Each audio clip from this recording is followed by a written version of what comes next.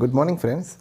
आज आपण पाहणार आहोत की म्युच्युअल फंडमध्ये लमसम अमाऊंट टाकण्यामध्ये म्हणजे किती त्याच्यामध्ये बेनिफिट आहे. ओके, ज्यावेळेस आपण म्युच्युअल फंडमध्ये लमसम अमाऊंट टाकतो म्हणजे आपल्याकडे सपोज XYZ अमाऊंट आहे आणि ती आपल्याला एकत्र गुंतवायची आहे फॉर द लाँग टर्म.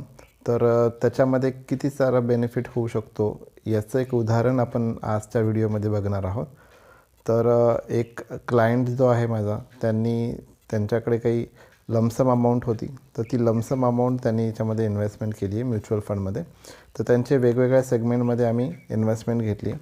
जसं की बघतोय आपण HDFC लार्ज कॅपमध्ये त्यांचे 1,00,000 रुपये इन्व्हेस्टमेंट केली आहे आणि ह्या टोटल यांची जी इन्व्हेस्टमेंट आहे याला फक्त 3 महिने झालेले आहेत आणि आज 3 महिन्यानंतर त्यांचे रिझल्ट आपण बघूया.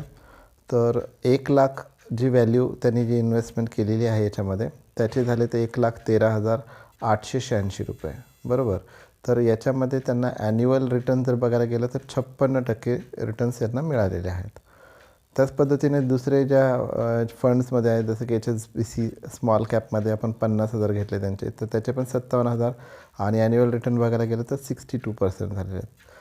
निपॉन NJ फ्लेक्सीमध्ये आपण घेतले त्यांचे 1,00,000 रुपये, त्याचे झाले 1,13,000 म्हणजे 54 पॉईंट ऑलमोस्ट 55% रिटर्न्स यांना भेटलेले आहेत. आणि दुसरा फंड आहे, ओके, आय मीन 5वा फंड आहे.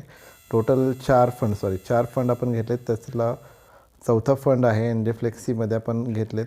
तर त्यामध्ये आपण 1,00,000 रुपये टाकलेत आणि 1,00,000चे झालेले आहेत 1,17,000 आणि यामध्ये जवळपास त्यांना 70% रिटर्न्स मिळालेले आहेत ॲन्युअली रिटर्न बघायला गेलं तर. ओके, तर यांची नेट इन्व्हेस्टमेंट आहे, पूर्ण इन्व्हेस्टमेंट आहे 3.5 लाखाची, 3,50,000ची, ज्यावर त्यांना 52,000चं प्रॉफिट अवघ्या फक्त 3 महिन्यामध्ये झालेलं आहे.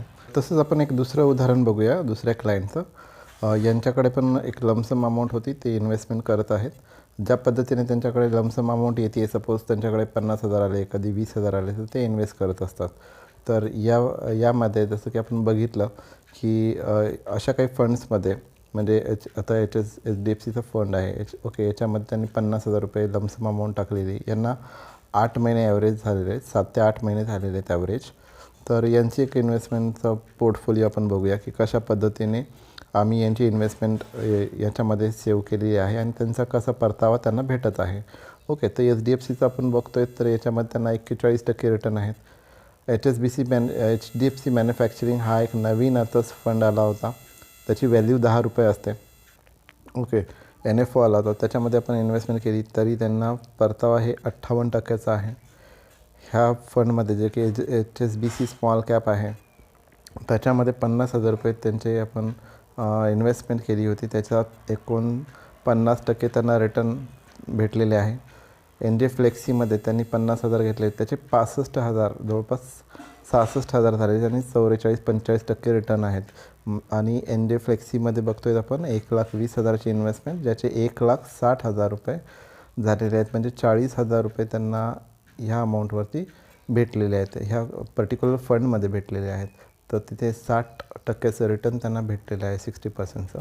तर अशा पद्धतीने आपण आपल्याकडे जर लमसम अमाऊंट असेल, ओके, म्हणजे एक ठराविक अमाऊंट असेल तर ते आपण गुंतवू शकतो. जर ॲव्हरेज यांचं जर म्हणजे सर्व जर टोटल आपण बघितलं तर 2,90,000च्या इन्व्हेस्टमेंटवरती त्यांची अमाऊंट झालेली आहे 3,75,882 रुपये.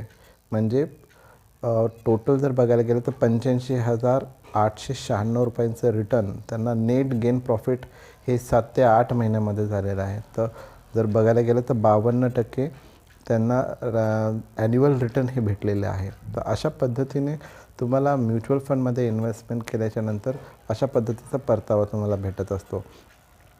तर जसं तुमची नीड्स असतील, जसे तुमचे गोल असतील की लाईफमध्ये तुम्हाला 5 वर्षानंतर पैसा लागणार आहे किंवा तुमच्या मुलाच्या लग्नासाठी पैसा लागणार आहे 20 वर्षानंतर किंवा तुमच्या रिटायरमेंटसाठी तुम्हाला फंड पाहिजे आहे, तर असं एक मोठं कॉर्पस जर तुम्हाला जर बनवायचं असेल तर जशा पद्धतीने तुमच्याकडे लमसम अमाऊंट येते तर ती लमसम अमाऊंट आपण पर्टिक्युलर फंडमध्ये आपण घेऊ शकतो.